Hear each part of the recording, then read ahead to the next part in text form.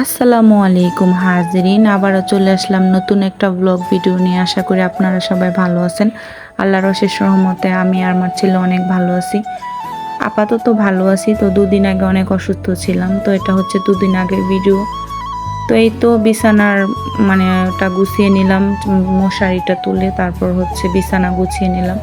তো দেখতেই পাচ্ছেন আমার ছেলে ঘর ঝাড়ু দিয়ে দিচ্ছে। মাশাআল্লাহ, আমার ছেলেটা অনেক লক্ষ্মী একটা বাচ্চা।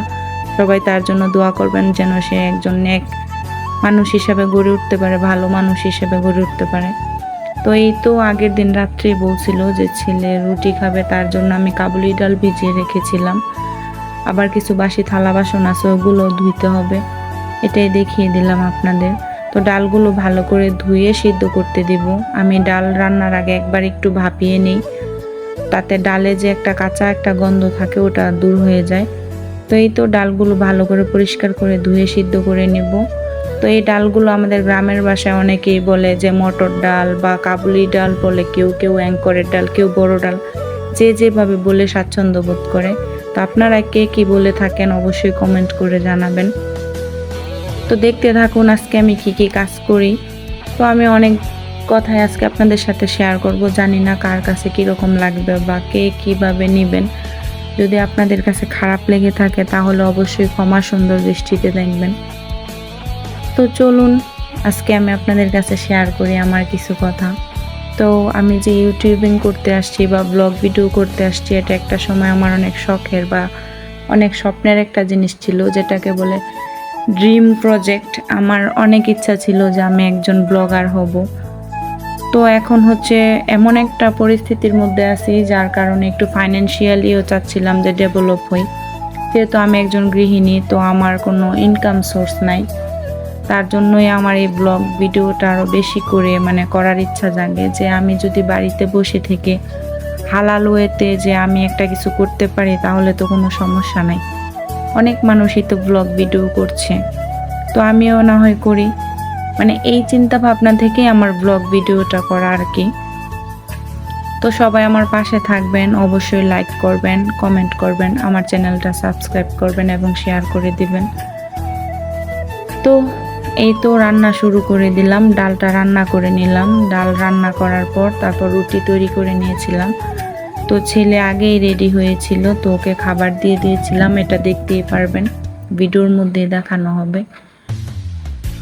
তাছাড়া মানুষ কিছু কিছু সময়ে আসে যে খারাপ দিক তো আর কারো বলে আসে না, ঠিক না? কিছু কিছু সময় আসে যখন দেখবেন যে খারাপ কিছু সময় আসে, সব দিক থেকেই আসে খারাপ সময়টা।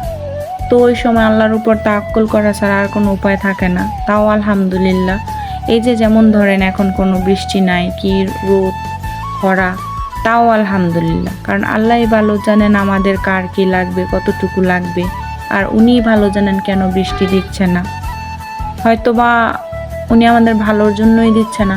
একটা ভালো দিক দিয়ে চিন্তা করে দেখেন, যেহেতু বৈশাখ মাস শুরু হয়ে গেছে, তো অনেকেরই হয়তো ধান মাড়াইয়ের কাজ শুরু হয়েছে। তো এখন বৃষ্টি দিলেও হয়তো অনেকের ক্ষয়ক্ষতি হয়ে যাবে।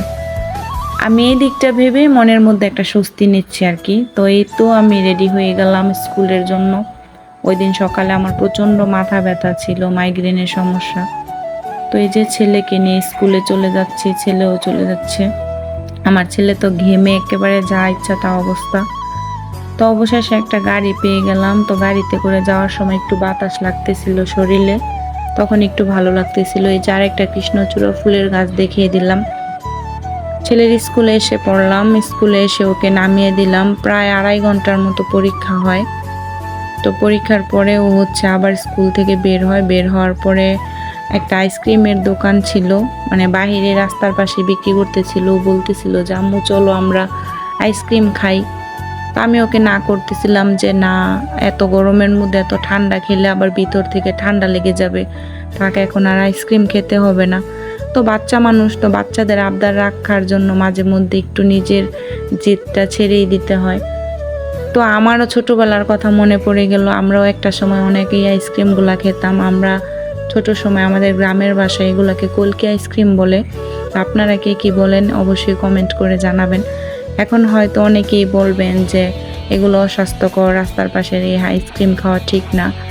ঠিক আছে অস্বাস্থ্যকর, কিন্তু মাঝে মধ্যে বাচ্চাদের মানে একটু খুশি রাখার জন্য একটু একটু মানে অনিয়মিত হলে কোনো ক্ষতি নাই। আর এটা তেমনও ক্ষতিকর না। এই তো আইসক্রিম খেয়ে তারপর বাড়িতে চলে আসলাম।